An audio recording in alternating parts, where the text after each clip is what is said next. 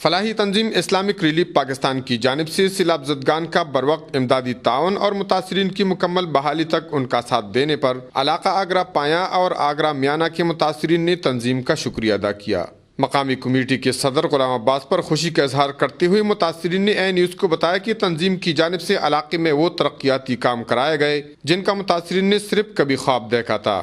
علاقے کے متاثرین کو دودھ دینے والی بکریاں، مرغیاں، مصنوعی کھاد اور سبزیوں کے لیے تخم دیا گیا، جبکہ پختہ نالیوں سمیت گلیوں کی برائی اور پختگی کا کام بھی تکمیل کے مراحل میں ہے۔ متاثرہ شخص شبیر احمد کے مطابق علاقے بھر میں صاف پانی کی فراہمی کے لیے 2 درجن سے زیادہ ہینڈ پمپس لگائے گئے، جبکہ 215 متاثرہ خاندانوں کے لیے نئے لیٹرین تعمیر کیے گئے۔ نصیر خان نے کہا کہ اسلامک ریلیف پاکستان نے لڑکوں کے پرائمری اسکول کی بحالی کا تمام کام مکمل کر لیا اور علاقے بھر کی لڑکیوں میں صفائی بارے آگاہی ورکشاپ منعقد کیے۔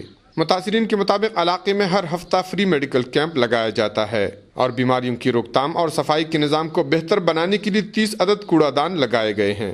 چھوٹے پیمانے پر کاروبار کرنے کے لیے متاثرین کو کیش گرانٹ دیے گئے ہیں، جبکہ خوراکی اور غیر خوراکی اشیاء کی تقسیم کے علاوہ ہر گھر کو صاف پانی کی ٹینکیاں بھی فراہم کی گئی ہیں۔